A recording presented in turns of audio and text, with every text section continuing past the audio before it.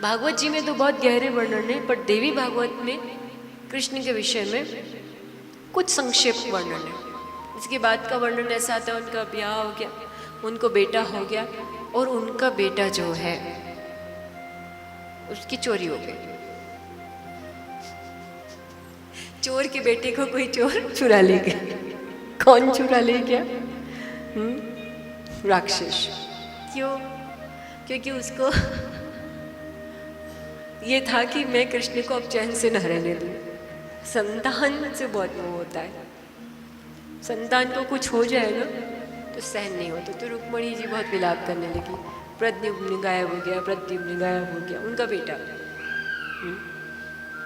ये कौन है प्रद्युम्न? इसकी भी एक कथा है। ये साक्षात कामदेव है। कामदेव, एक कथा ऐसी आती है कि क्योंकि सावन का महीना चल रहा है, थोड़ा शिव जी को याद भी करना चाहिए। कथा ऐसी है कि जब संसार में राक्षस को मारने के लिए देवताओं को भगवान की जरूरत पड़ी, तो बोले भगवान के बेटे से ये मरेगा, यानी शिव और पार्वती और शिव के बेटे से ही, शिव के बेटे के द्वारा ही इसका वध होगा। मैं ना बोल रही हूँ तो वृत्तासुर। तो उसके लिए अब ये सृष्टि में जाए, पहले तो ये अपना संसार बसाए। भगवान भोले भंडारी आराम से बैठे हुए अपना तप कर रहे हैं, इनको चिंता ही नहीं है।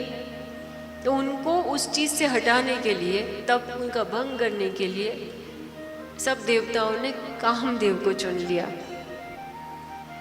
आप ही जो हैं इनकी तपस्या भंग कर सकते हैं। कामदेव ने उनके चढ़ावे में बात में आके, ओहो इंद्र और सब मुझे कह रहे हैं, मैं ही कर सकता हूँ।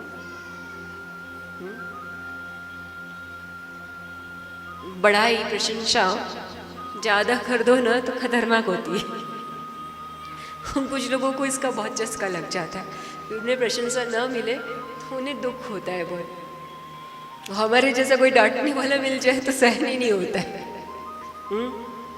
हमारा तो काम ही है ना भैया, क्या करें, हमारी मजबूरी हमारा है, हमारा कर्म है। हमें किसी से कोई व्यक्तिगत कोई द्वेष नहीं, कुछ नहीं। आपका हित चाहना ही हमारा धर्म है। उसके लिए आपको डांटना पड़े तो डांटेंगे, और आपको प्यार से समझाना पड़े तो प्यार से समझाएंगे।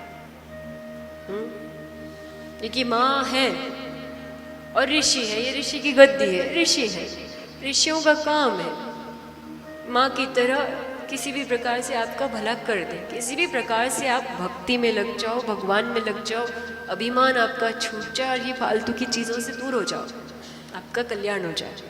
यही तो काम है, और क्या काम है।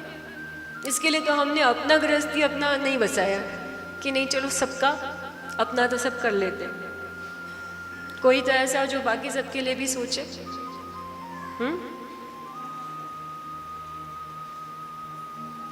ऐसा होना चाहिए ना, कोई दूसरों के लिए भी तो सोचे, अपना अपना तो सब कर लेते हैं।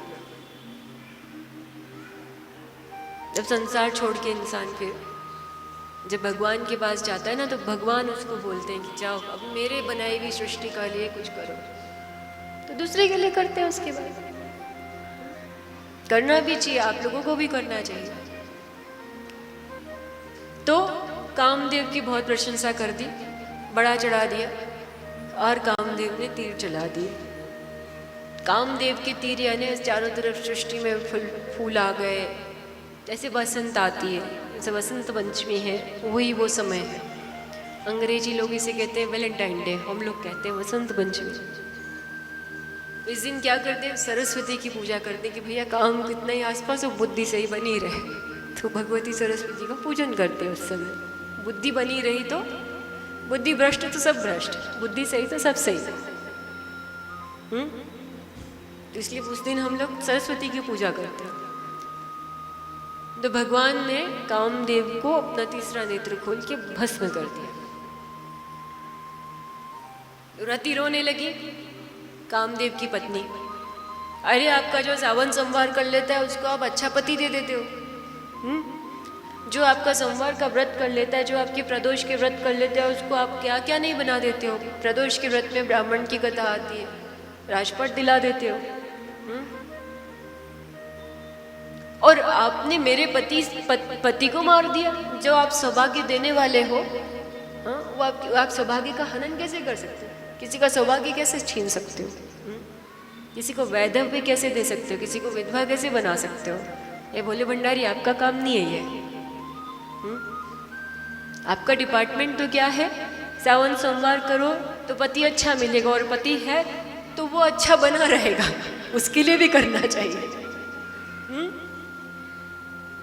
पति सही बना रहे, वो उनकी मति भ्रम न हो, उसके लिए भी सावन सोमवार कर सकते हो। सावन चल रहा है, और भी कोई कामना हो उससे भी सावन सोमवार कर सकते हैं, जरूरी नहीं यही कामना से करें। ये प्रमुख है, किसी भी कामना से कोई व्रत कर सकते हैं, उसका फल मिलता है अच्छे से करें तो भगवान ने फिर उस समय उनको कहा था कि ठीक है, कृष्ण के पुत्र के रूप में उनकी उत्पत्ति होगी, और आज तक वो जीवित है इसी रूप में। इस प्रद्युम्न को राक्षस उठा के ले गया। तो उसके बाद में क्या हुआ?